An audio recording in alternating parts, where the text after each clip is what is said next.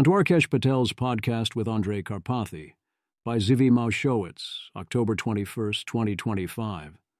Some podcasts are self-recommending on the "yep, I'm going to be breaking this one down" level. This was very clearly one of those. So here we go. As usual for podcast posts, the baseline bullet points describe key points made, and then the nested statements are my commentary. If I am quoting directly, I use quote marks, otherwise assume paraphrases. Rather than worry about timestamps, I'll use YouTube's section titles, as it's not that hard to find things via the transcript as needed.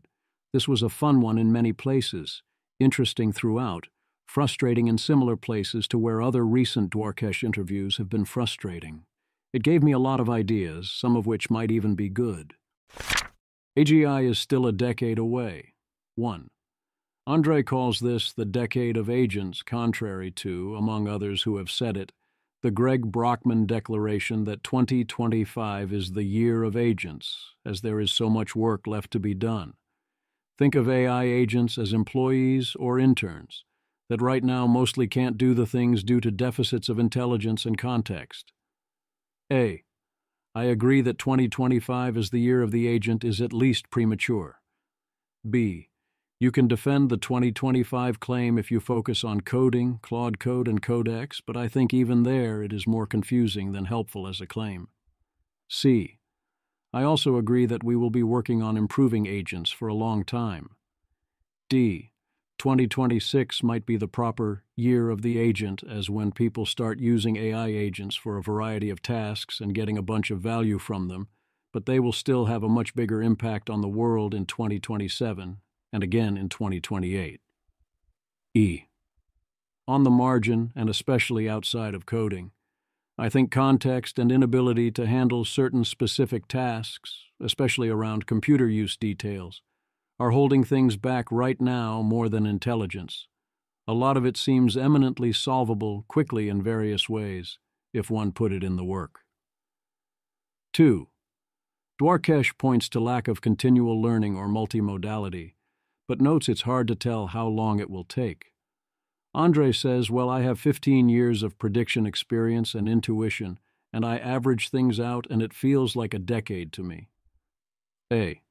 A decade seems like an eternity to me on this. B. If it's to full AGI, it is slow, but less crazy.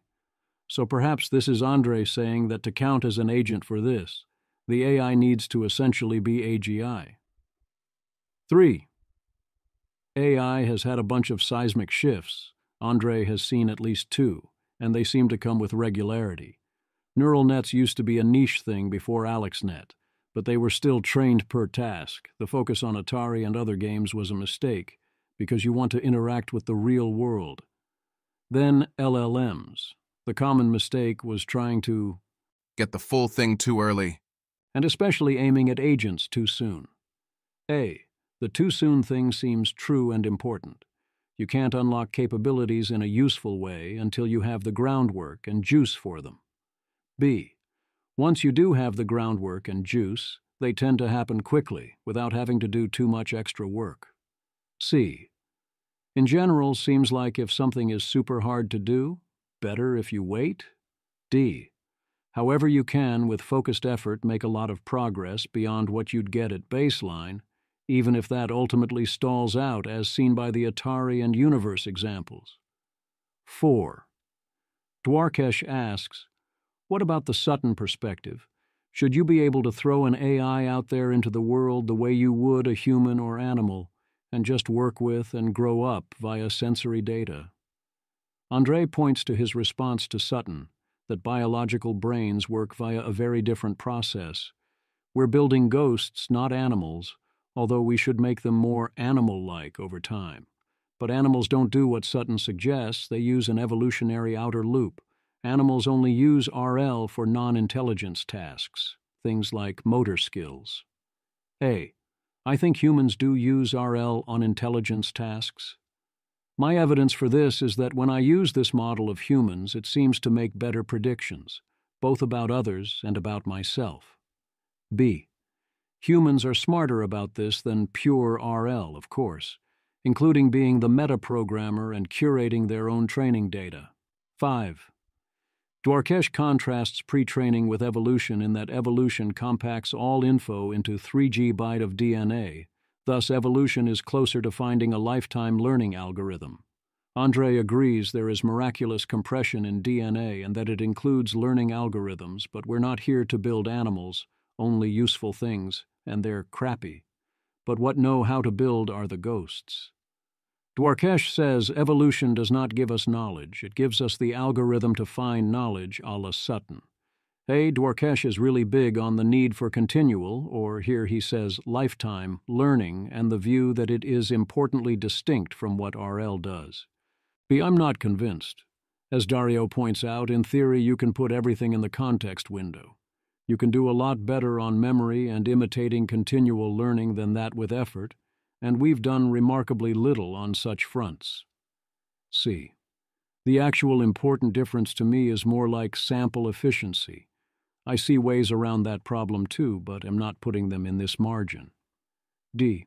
I reiterate that evolution actually does provide a lot of knowledge, or the seeds to getting specific types of knowledge, using remarkably few bits of data to do this. If you buy into too much blank slate, you'll get confused. 6. Andrej draws a distinction between the neural net picking up all the knowledge in its training data versus it becoming more intelligent, and often you don't even want the knowledge, we rely on it too much, and this is part of why agents are bad at going off the data manifold of what exists on the internet. We want the cognitive core. I buy that you want to minimize the compute costs associated with carrying lots of extra information, so for many tasks you want a minimum viable knowledge base. I don't buy that knowledge tends to get in the way. If it does, then skill issue. B. More knowledge seems hard to divorce fully from more intelligence. A version of me that was abstractly equally smart, but which knew far less, might technically have the same intelligence score on the character sheet, but a lot lower wisdom and would effectively be kind of dumb. See young people. C. I'm skeptical about a single cognitive core, for similar reasons. 7. Dwarkesh reiterates in-context learning as the real intelligence, as distinct from gradient descent. Andrej agrees it's not explicit, it's pattern completion within a token window. But notes there's tons of patterns on the internet that get into the weights, and it's possible in-context learning runs a small gradient descent loop inside the neural network. Dwarkesh asks, why does it feel like with in-context learning, we're getting to this continual learning, real intelligence-like thing, whereas you don't get the analogous feeling just from pre-training? My response would basically again be sample efficiency, and the way we choose to interact with LLMs being distinct from the training. I don't get this focus on, I kind of want to say fetishization of, continual learning as a distinct thing. It doesn't feel so distinct to me. 8. Dwarkesh asks, how much of the information from training gets stored in the model? He compares KV cache of 320 kilobytes to a full 70B model trained on 15 trillion tokens. Andrej thinks models get a hazy recollection of what happened in training. The compression is dramatic to get 15 T tokens into 70B parameters. Is it that dramatic? Most tokens don't contain much information or don't contain new information. In some ways, 0.5% 70B versus 15T is kind of a lot. It depends on what you care about. If you actually had to put it all in the 320K KV cache, that's a lot more compression. B. As Andrej says, it's not enough, so you get much more precise answers about texts if you have the full text in the context window, which is also true if you ask humans about the details of things that mostly don't matter. 9. What part about human intelligence have we most failed to replicate? Andrej says a lot of it and starts discussing physical brain components causing these cognitive deficits that we all intuitively feel when we talk to them models. I feel like that's a type mismatch. I want to know what capabilities are missing, not which physical parts of the brain. I agree that intuitively some capabilities are missing, but I'm not sure how essential this is, and as Andrej suggests, we shouldn't be trying to build an analog of a human. 10. Dwarkesh turns back to continual learning, asks if it will emerge spontaneously if the model gets the right incentives. Andrej says no. That sleep does this for humans, where the context window sometimes sticks around and there's no natural analog. But we want a way to do this, and points to sparse attention. A. I'm not convinced we know how the sleep or sticking around thing works. Clearly there is something going on somewhere. B. I agree this won't happen automatically under current techniques, but we can use different techniques, and again, I'm getting the L. Woods.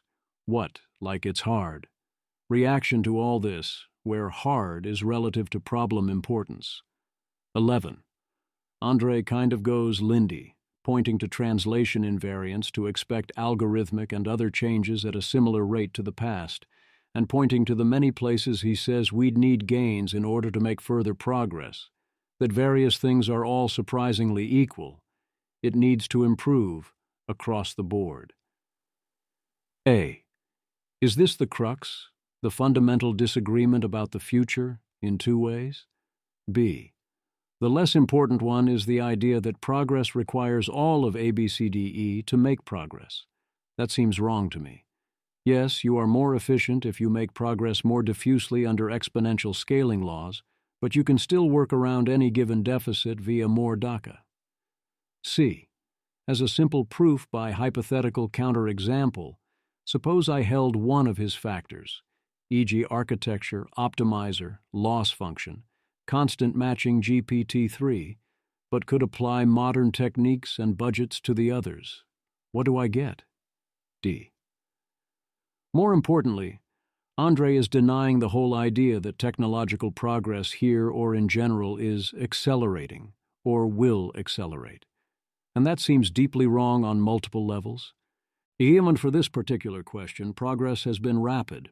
Investments of all kinds have been huge, and already we are seeing AI directly accelerate AI progress substantially, a process that will accelerate even more as AI gets better, even if it doesn't cross into anything like full automated AI R&D or a singularity, and we keep adding more ways to scale.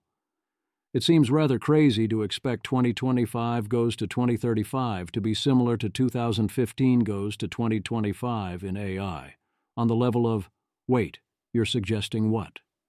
F. In the longer arc of history, if we're going to go there, we see a clear acceleration of time. So we have the standard several billion years to get multicellular life, several 100 million years to get close to human intelligence, several 100,000 to million years to get agriculture and civilization, several thousand years to get the Industrial Revolution, several hundred years to get the Information Age, several dozen years to get AI to do anything useful on the general intelligence front, several ones of years to go from anything useful at all to GPT-5 and Sonnet 4.5 being superhuman in many domains already. G. I think Andrej makes better arguments for relatively long, still remarkably short, timelines later, but him invoking this gives me pause. LLM cognitive deficits. 1. Andrej found LLMs of little help when assembling his new repo NanoChat, which is an 8K line set of all the things you need for a minimal ChatGPT clone. He still used autocomplete, but vibe coding only works with boilerplate stuff. In particular, the models remember wrong from all the standard internet ways of doing things that he wasn't using. For example, he did his own version of a DDP container inside the code, and the models couldn't comprehend that and kept trying to use DDP instead, whereas he only used vibe coding for a few boilerplate-style areas. I've noticed this too. LLMs will consistently make the same mistakes, or try to make the same changes over and over to match their priors. B.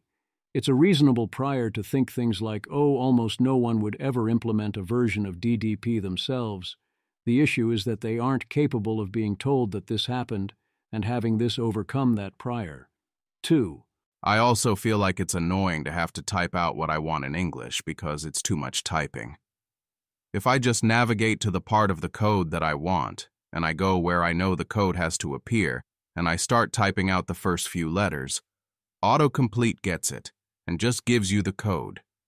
This is a very high information bandwidth to specify what you want. A, as a writer, this resonates so much. There are many tasks where in theory the LLM could do it for me, but by the time I figure out how to get the LLM to do it for me, I might as well have gone and done it myself. B, whereas the autocomplete in Gmail is actually good enough that it's worth my brain scanning it to see if it's what I wanted to type, or on occasion, a better version. 3. Putting it together. LLMs are very good at code that has been written many times before and poor at code that has not been written before, in terms of the structure and conditions behind the code. Code that has been written before on rare occasions is in between. The modes are still amazing and can often help. On the vibe coding, I feel like the industry is making too big of a jump and is trying to pretend like this is amazing, and it's not. It's slop. Hey, there's a big difference between the value added when you can successfully vibe code large blocks of code versus when you can get answers to questions, debugging notes, and stuff like that. B. The second category can still be a big boost to productivity, including to AI R&D, but isn't going to go into crazy territory or enter into recursion mode. C. I presume Andrej is in a position where his barrier for not slop is super high, and the problems he works on are unusually hostile as well. I do think these arguments are relevant evidence for longer timelines until crazy happens, that we risk overestimating the progress made on vibe coding. 4.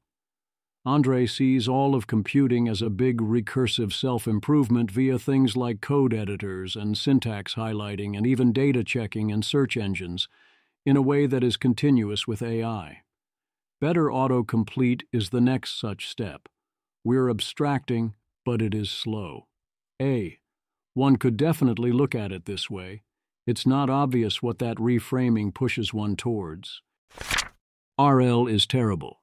1. How should we think about humans being able to build a rich world model from interactions with the environment without needing final reward? Andrej says they don't do RL, they do something different, whereas RL is terrible, but everything else we've tried has been worse.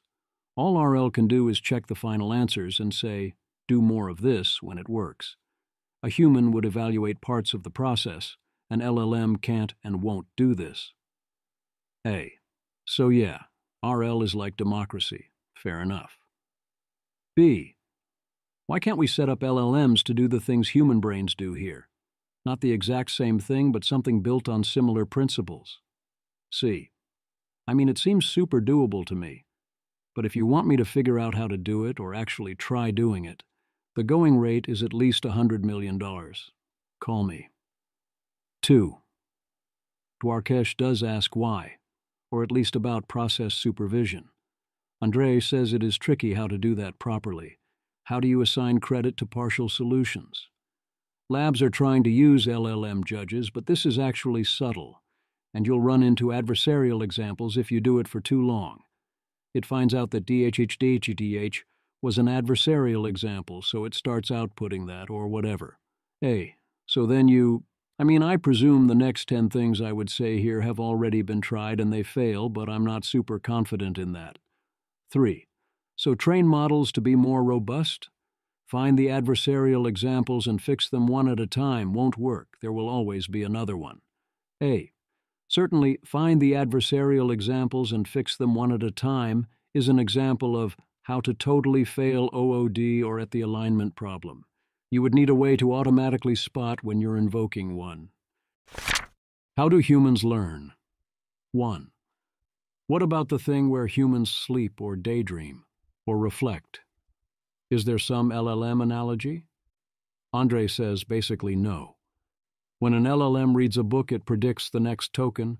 When a human does, they do synthetic data generation, talk about it with their friends, manipulate the info to gain knowledge.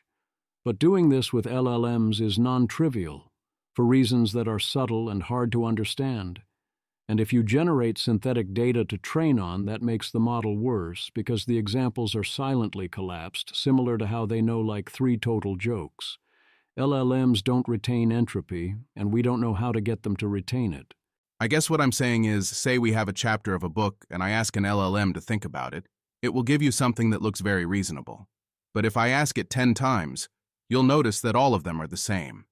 Any individual sample will look okay, but the distribution of it is quite terrible. A, I wish Andrej's answer here was like 5 minutes longer, or maybe 50 minutes. B, in general, I'm perhaps not typical, but I'd love to hear the over-your-head version where he says a bunch of things that gesture in various directions, and it's up to you whether you want to try and understand it. C, I mean, from the naive perspective, this has skill issue written all over it, and there's so many things I would want to try. 2, I think that there's possibly no fundamental solution to this. I also think humans collapse over time. These analogies are surprisingly good. Humans collapse during the course of their lives. This is why children, they haven't overfit yet. We end up revisiting the same thoughts. We end up saying more and more of the same stuff, and the learning rates go down, and the collapse continues to get worse, and then everything deteriorates. A, I feel this. B, that means both in myself and in my observations of others. C, mode collapse in humans is evolutionarily and strategically optimal under conditions of aging and death. If you're in exploration, pivot to exploitation. D, we also have various systems to fight this and pivot back to exploration.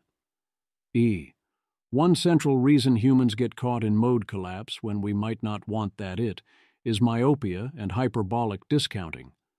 F, another is, broadly speaking, liquidity or solvency constraints. G, a third would be commitments, signaling, loyalty, and so on. H, if we weren't on the clock due to aging, which both cuts the value of exploration and also raises the difficulty of it, I think those of us who cared could avoid mode collapse essentially indefinitely. I, also, I notice censored, which has obvious deep learning implications. 3, could dreaming be a way to avoid mode collapse by going out of distribution? A, I mean maybe, but the price involved seems crazy high for that. B, I worry that we're using how humans do it as too much of a crutch. 4, Andrej notes you should always be seeking entropy in your life, suggesting talking to other people. A, there are lots of good options. I consume lots of text tokens. 5, what's up with children being great at learning, especially things like languages, but terrible at remembering experiences or specific information? LLMs are much better than humans at memorization, and this can be a distraction. A, I'm not convinced this is actually true. B, a counterpoint is that older people learn harder things, and younger people, especially young children, simply cannot learn those things at that level, or would learn them a lot slower.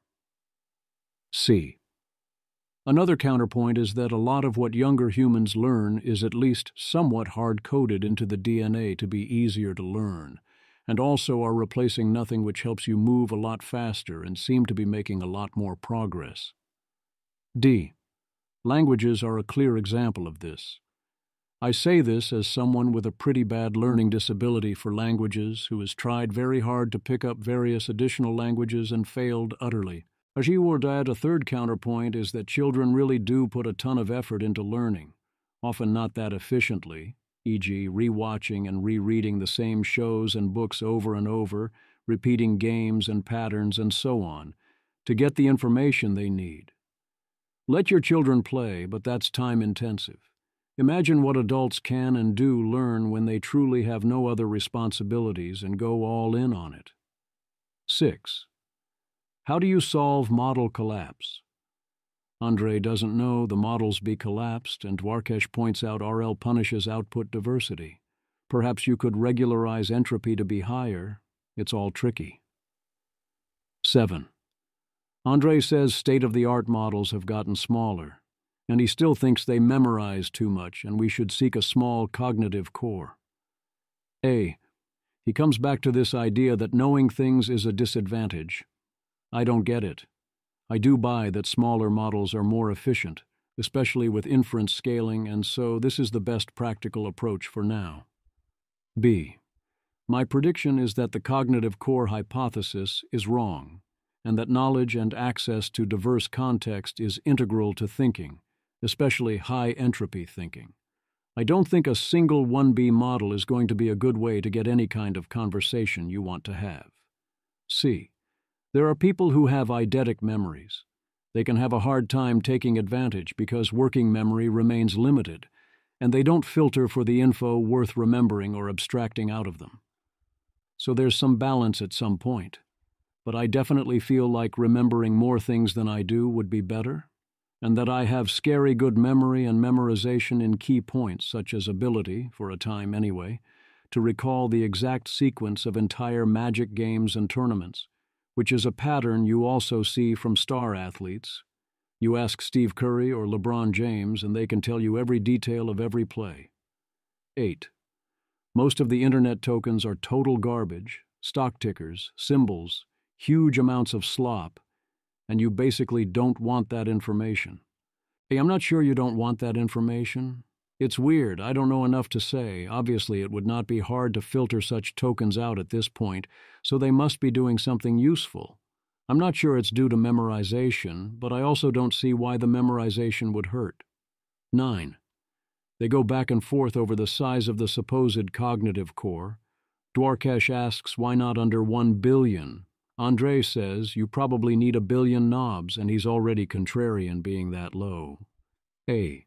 Whereas, I think 1 billion is not enough, and this is the wrong approach entirely, unless you want to, e.g., do typical simple things within a phone. AGI will blend into 2% GDP growth. Wait, what? Note, the 2% number doesn't actually come up until the next section on ASI. 1.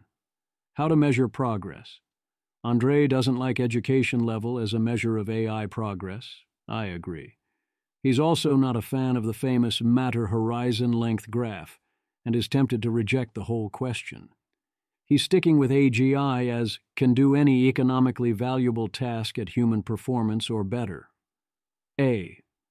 And you're going to say having access to any economically valuable digital task at human performance or better only is plus 2% GDP growth? Really? B. You have to measure something you call AI progress, since you're going to manage it. Also, people will ask constantly and use it to make decisions. If nothing else, you need an estimate of time to AGI. 2. He says only 10% to 20% of the economy is only knowledge work. A. I asked Sonnet. McKinsey 2012 finds knowledge work accounted for 31% of all workers in America in 2010. Sonnet says 30% to 35% pure knowledge work, 12% to 17% pure manual, the rest some hybrid, split the rest in half.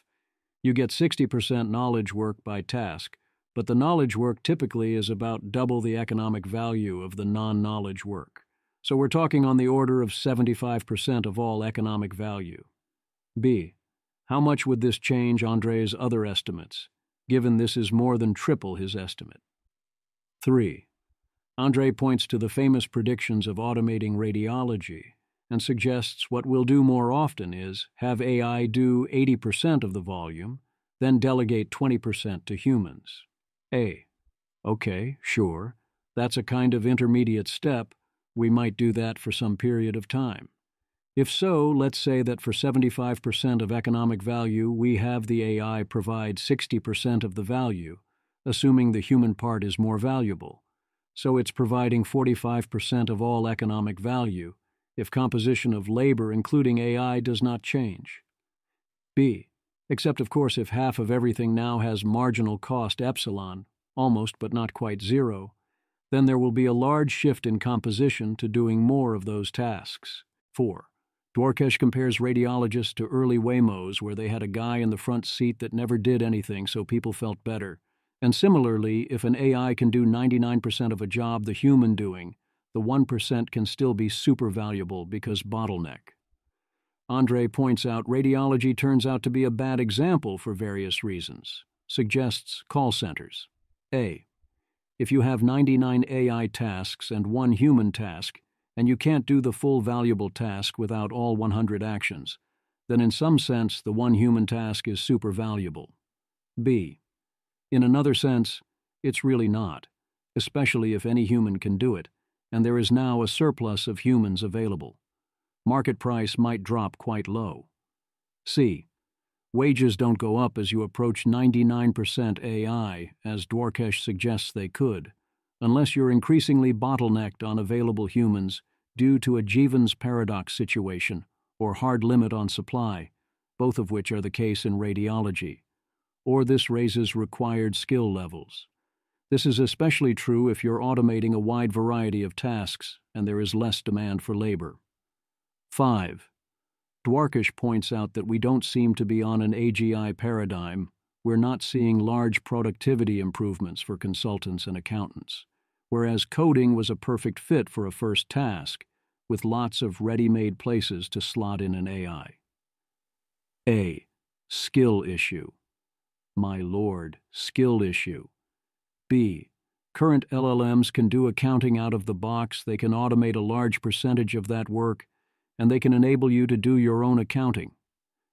If you're an accountant and not becoming more productive, that's on you. C. That will only advance as AI improves. A true AGI-level AI could very obviously do most accounting tasks on its own. D. Consultants should also be getting large productivity boosts on the knowledge work part of their job, including learning things, analyzing things, and writing reports and so on. To the extent their job is to sell themselves and convince others to listen to them, AI might not be good enough yet. E. Andrej asks about automating creating slides. If AI isn't helping you create slides faster, skill issue, or at least scaffolding issue. 6. Dwarkesh says Andy Matushak tried 50 billion things to get LLMs to write good spaced repetition prompts, and they couldn't do it. A. I do not understand what went wrong with the spaced repetition prompts. Sounds like a fun place to bang one's head for a while and seems super doable, although I don't know what a good prompt would look like as I don't use spaced repetition. B. To me, this points towards skill issues, scaffolding issues, and time required to get good and solve for form factors as large barriers to AI value unlocks. ASI 1. What about superintelligence? I see it as a progression of automation in society. Extrapolating the trend of computing, there will be a gradual automation of a lot of things, and superintelligence will an extrapolation of that. We expect more and more autonomous entities over time that are doing a lot of the digital work, and then eventually even the physical work some amount of time later. Basically, I see it as just automation, roughly speaking. Hey, that's not ASI, that's intelligence denialism. AI as normal technology. B. I took a pause here. It's worth sitting with this for a bit. C. Except it kind of isn't. When you hear what he says later, it's super weird. 2. Dwarkesh pushes back. But automation includes the things humans can already do, and superintelligence implies things humans can't do. Andrej gives a strange answer. But one of the things that people do is invent new things, which I would just put into the automation if that makes sense. Hey, no, it doesn't make sense. I'm super confused what just automation is supposed to meaningfully indicate. B. If what we are automating is being and intelligence, then everything AI ever does is always just automation, but that description isn't useful. C. Humans can invest and do new things, but superintelligence can invent and do new things that are in practice not available to humans. Invent new things is not the relevant natural category here. 3. Andrej worries about a gradual loss of control and understanding of what is happening, and thinks this is the most likely outcome. Multiple competing entities, initially competing on behalf of people, that gradually become more autonomous. Some go rogue, others fight them off. They still get out of control. A. No notes, really. That's the baseline scenario if we solve a few other impossible level problems, or get extremely lucky that they're not as hard as they look to me along the way. B. Andrej doesn't say unless here or offer a solution or way to prevent this. C. Missing mood. 4. Dwarkesh asks, Will we see an intelligence explosion if we have 1,000,000 copies of you running in parallel super fast? Andrej says yes, but best believe in intelligence explosions because you're already living in one and have been for decades. That's why GDP grows. This is all continuous with the existing hyper-exponential trend. Previous techs also didn't make GDP go up much. Everything was slow diffusion. A. It's so weird to say, oh yeah, the 1,000,000 copies of me sped up 1,000 times would just be more of the same slow growth trends. Ho-hum, intelligence explosion. It's just more automation. 5. We're still going to have an exponential that's going to get extremely vertical. It's going to be very foreign to live in that kind of an environment. Yes, my expectation is that it stays in the same 2% GDP growth rate pattern. 14I, but I what? B.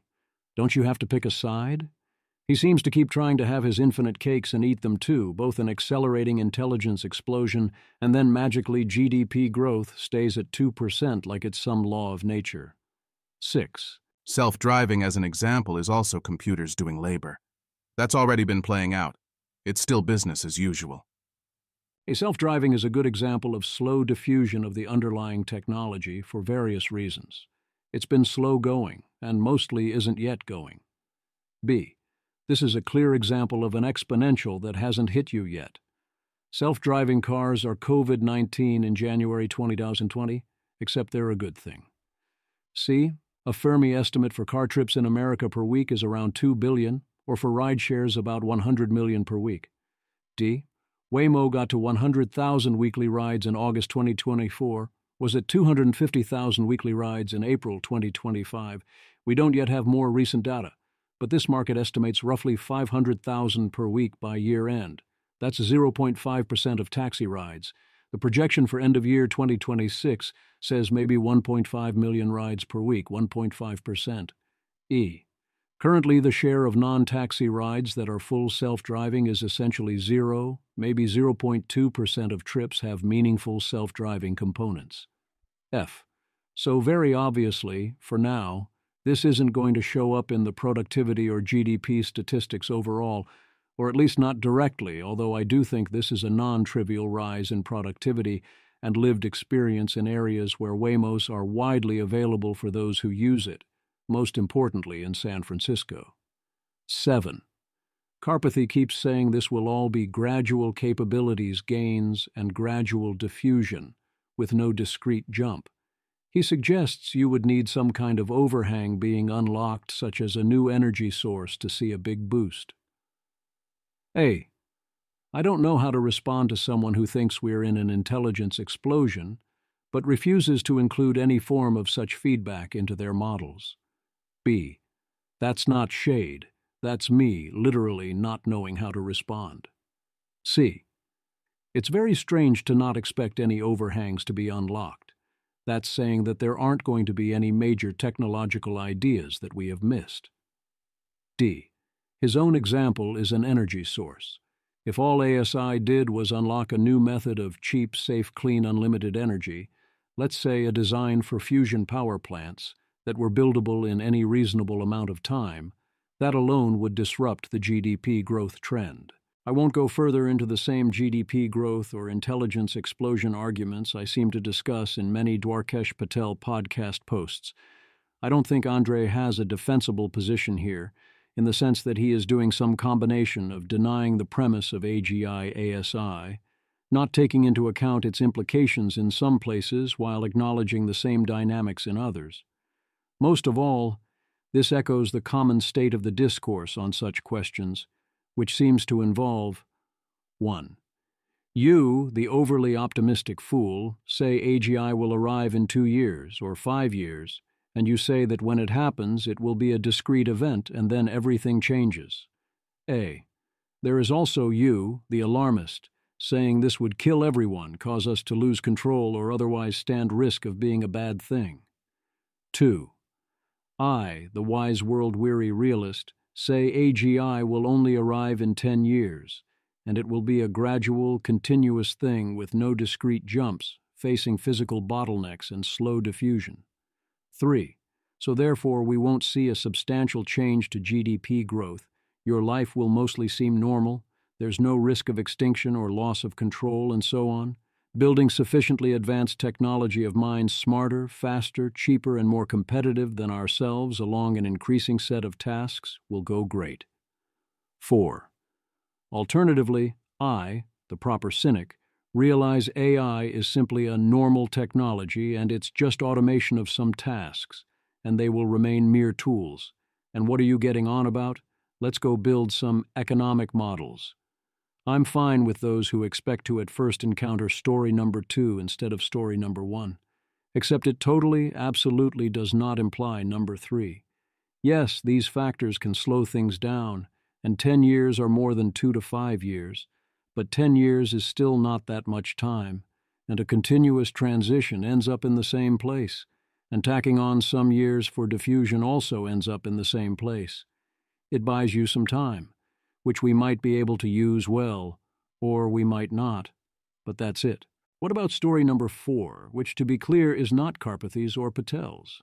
It's possible that AI progress stalls out soon and we get a normal technology, but I find it rather unlikely, and don't see why we should expect that. I think that it is quite poor form to treat this as any sort of baseline scenario. Evolution of intelligence and culture. 1. Dwarkesh pivots to Nick Lane. Andrej is surprised evolution found intelligence and expects it to be a rare event among similar worlds.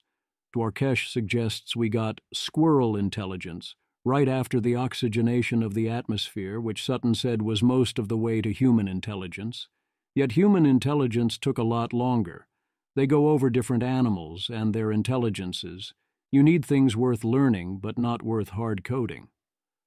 2. Andrej notes LLMs don't have a culture, suggests it could be a giant scratch pad. A. The backrooms?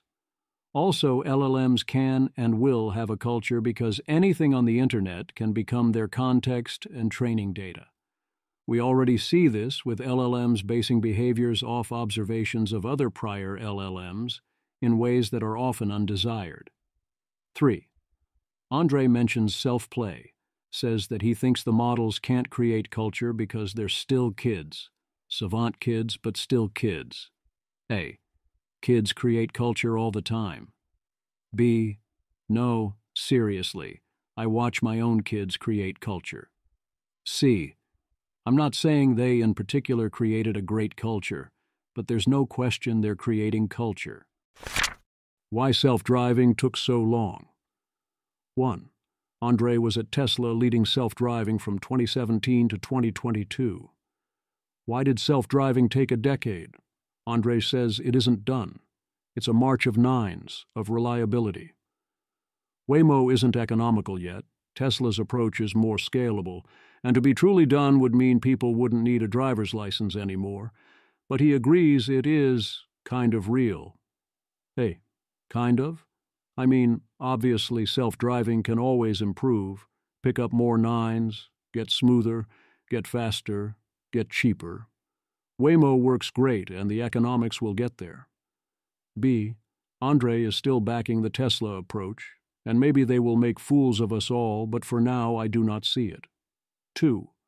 They draw parallels to AI and from AI to previous techs.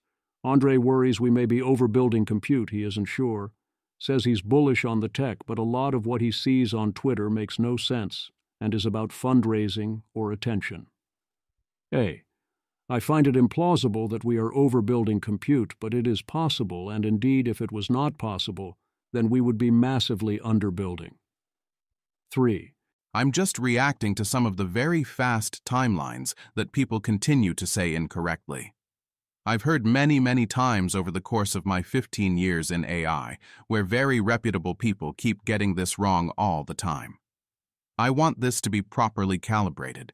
And some of this also has geopolitical ramifications and things like that with some of these questions. I don't want people to make mistakes in that sphere of things. I do want us to be grounded in the reality of what technology is and isn't. A key quote. B. Andrej is not saying AGI is far in any normal person sense or that its impact will be small, as he says he is bullish on the technology. C. What Andrej is doing is pushing back on the even faster timelines and bigger expectations that are often part of his world, which is totally fair play. D. That has to be kept in perspective. If Andrej is right, the future will blow your mind. It will go crazy. E. Where the confusion arises is where Andrej then tries to equate his timelines and expectations with calm and continuity, or extends those predictions forward in ways that don't make sense to me. F. Again, I see similar things with many others, e.g., the communications of the White House's Sriram Krishnan, saying AGI is far, but if you push far means things like 10 years, which is not that far. G. I think Andrej's look back has a similar issue of perspective. Very reputable people keep predicting specific AI accomplishments on timelines that don't happen. Sure, that's totally a thing. But is AI underperforming the expectations of reputable optimists? I think progress in AI in general in the last 15 years, certainly since 2018 and the Transformer, has been absolutely massive compared to general expectations. Of course there were, and likely always will be, people saying AGI in 3 years, and that didn't happen. Future of education. 1. Dwarkesh asks about Eureka Labs. Why not AI research? Andrej says he's not sure he could improve what the labs are doing. He's afraid of a Wall-E or idiocracy problem where humans are disempowered and don't do things. He's trying to build Starfleet Academy. A. I think he's right to be worried about disempowerment, but looking to education as a solution seems misplaced here. Education is great, all for it, but it seems highly unlikely it will turn losses into wins in this sense. B. The good news is Andrej definitely has fully enough money so he can do whatever he wants, and it's clear this stuff is what he wants. 2. Dwarkesh Patel hasn't seen Star Trek. A. Can we get this fixed, please? B. I propose a podcast which is nothing but Dwarkesh Patel watching Star Trek for the first time and reacting. 3. Andrej thinks AI will fundamentally change education, and it's still early. Right now you have an LLM, you ask it questions, that's already super valuable, but it still feels like slop. He wants an actual tutor experience. He learned Korean from a tutor one-on-one, and that was so much better than a 10-to-1 class or learning on the internet. The tutor figured out where he was as a student, asked the right questions, and no LLM currently comes close. Right now they can't. A. Strongly agreed on all of that. 4. His first class is LLM 101N, with NanoChat as the capstone. A. This raises the question of whether a class is even the right form factor at all for this AI world. Maybe it is, maybe it isn't. 5. Dwarkesh points out that if you can self-probe well enough, you can avoid being stuck. Andrej contrasts LLM 101N with his CS231N at Stanford on deep learning, that LLMs really empower him and help him go faster. Right now he's hiring faculty, but over time, some TAs can become AIs. 6. I often say that pre-AGI education is useful. Post-AGI education is fun. In a similar way, people go to the gym today. We don't need their physical strength to manipulate heavy objects because we have machines that do that. They still go to the gym. Why do they go to the gym? Because it's fun, it's healthy, and you look hot when you have a six-pack. It's attractive for people to do that in a very deep, psychological, evolutionary sense for humanity. Education will play out in the same way. You'll go to school like you go to the gym. 7. If you look at, for example, aristocrats, or you look at ancient Greece or something like that, whenever you had little pocket environments that were post-AGI in a certain sense, people have spent a lot of their time flourishing in a certain way, either physically or cognitively. I feel okay about the prospects of that. If this is false and I'm wrong and we end up in a Wall-E or idiocracy future, then I don't even care if there are Dyson spheres. This is a terrible outcome. I really do care about humanity. Everyone has to just be superhuman in a certain sense. Jason both quotes say, so on the one hand, yes, mostly agreed, if you predicate this on the post-AGI, post-useful human labor world, where we can't do meaningful productive work, and also get to exist and go to the gym and go around doing our thing, like this is all perfectly normal. B. On the other hand, it's weird to expect things to work out like that, although I won't reiterate why, except to say that if you accept that the humans are now learning for fun, then I don't think this jives with a lot of Andrej's earlier statements and expectations. C. If you're superhuman in this sense, that's cool, but if you're less superhuman than the competition, then does it do much beyond being cool? What are most people going to choose to do with it? What is good in life? What is the value? D. This all gets into much longer debates and discussions, of course. 8. I think there will be a transitional period where we are going to be able to be in the loop and advance things if we understand a lot of stuff. In the long term, that probably goes away. Okay, sure, there will be a transition period of unknown length, but that doesn't, as they say, solve for the equilibrium. B. I don't expect that transition period to last very long, although there are various potential values for very long. 9. Dwarkesh asks about teaching. Andrej says everyone should learn physics early, since early education is about booting up a brain. He looks for first or second order terms of everything. Find the core of the thing and understand it. A. Our educational system is not about booting up brains. If it was, it would do a lot of things very differently. Not that we should let this stop us. 10. Curse of knowledge is a big problem. If you're an expert in a field, often you don't know what others don't know. Could be helpful to see other people's dumb questions that they ask in LLM. 11. From Dwarkesh. Another trick that just works astoundingly well. If somebody writes a paper or a blog post or an announcement, it is in 100% of cases that just the narration or the transcription of how they would explain it to you over lunch is way more, not only understandable, but actually also more accurate and scientific, in the sense that people have a bias to explain things in the most abstract, jargon-filled way possible and to clear their throat for 4 paragraphs before they explain the central idea. But there's something about communicating one-on-one with a person which compels you to just say the thing. They love it. Hence we listen to and cover podcasts, too. B. I think this is because in a conversation you don't have to be defensible or get judged or be technically correct, you don't have to have structure that looks good, and you don't have to offer a full explanation. C. As in you can gesture at things, say things without justifications, watch reactions, see what lands, fill in gaps when needed, and just say the thing. D. That's a lot of why it isn't the abstract. Plus habit, it isn't done that way because it isn't done that way. Reactions. Peter Wildeford offers his one-page summary, which I endorse as a summary. Sriram Krishnan highlights part of the section on education, which I agree was excellent, and recommends the overall podcast highly. Andrej Karpathy offered his post-podcast reactions here, including a bunch of distillations, highlights, and helpful links. Here's his summary on the timelines question. Andrej Karpathy. Basically, my AI timelines are about 5 to 10x pessimistic with respect to what you'll find in your neighborhood SF AI house party or on your Twitter timeline, but still quite optimistic with respect to a rising tide of AI deniers and skeptics. Those house parties must be crazy, as must his particular slice of Twitter. He has AGI 10 years away, and he's saying that's 5 to 10x pessimistic.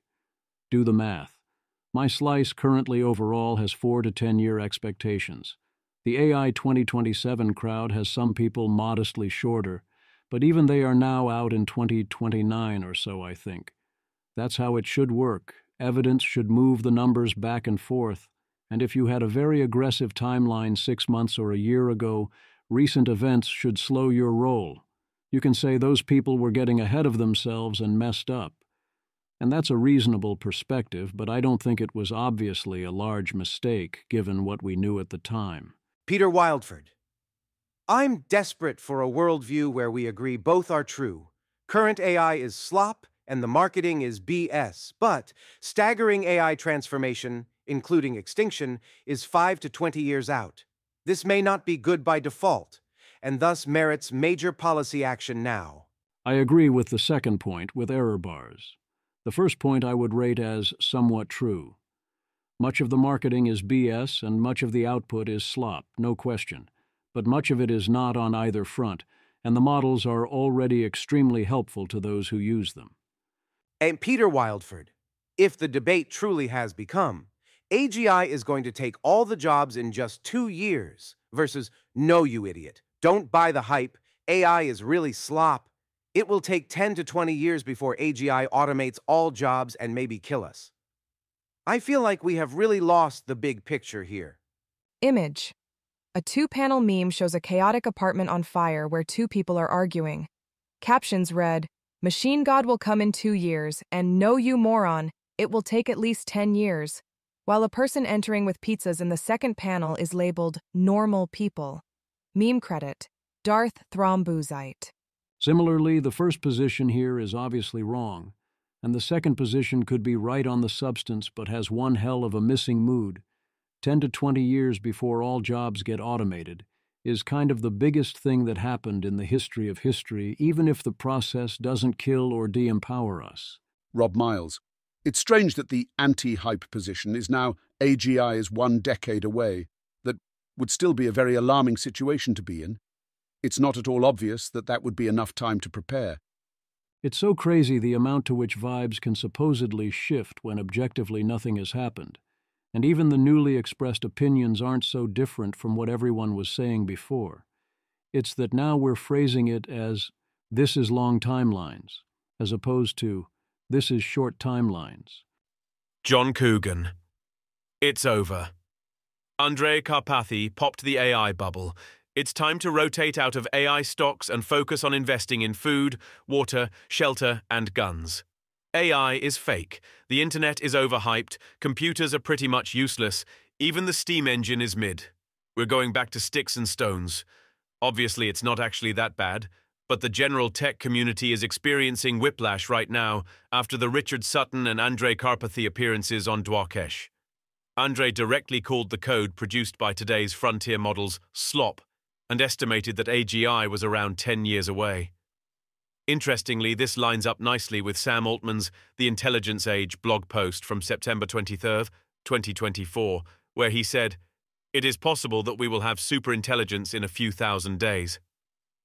It may take longer, but I'm confident we'll get there." I read this timeline to mean a decade, which is what people always say when they're predicting big technological shifts. See space travel, quantum computing, and nuclear fusion timelines. This is still earlier than Ray Kurzweil's 2045 singularity prediction, which has always sounded on the extreme edge of sci-fi forecasting, but now looks bearish.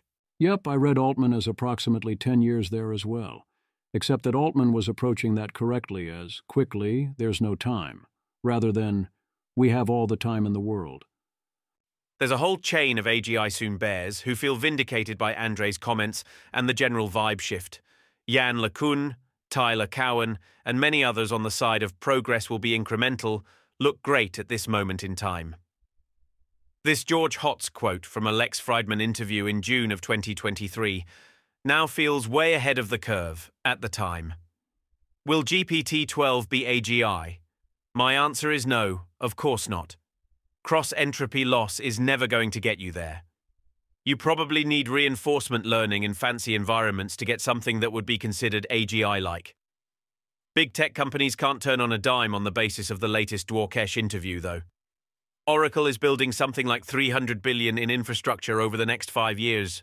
It's so crazy to think a big tech company would think, oops, it's over, Dwarkesh interviews said so, and regret or pull back on investment. Also, yeah, it's weird that Amazon was up 1.6% while AWS was down. Danielle Fong. AWS down, Amazon up. NVDA barely sweating. Narrative bubbles pop more easily than market bubbles. Image.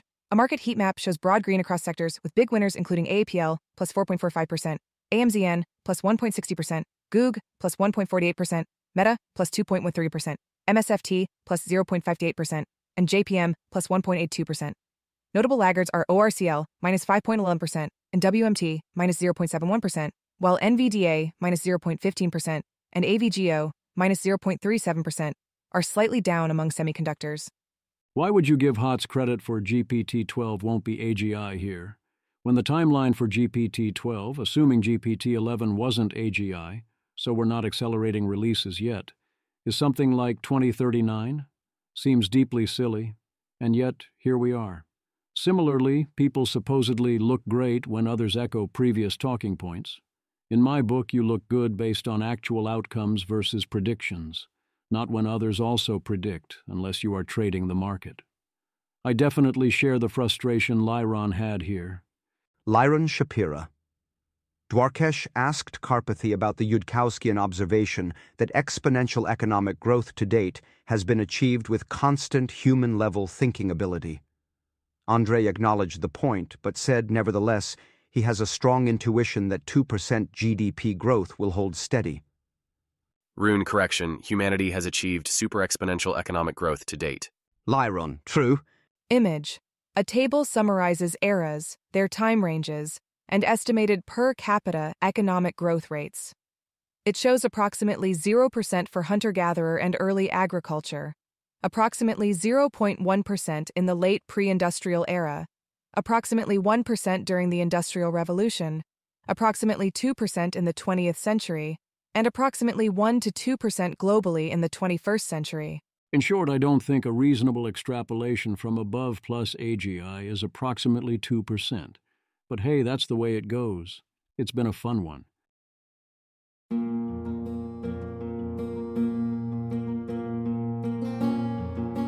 This has been an episode of the Don't Worry About the Vase podcast.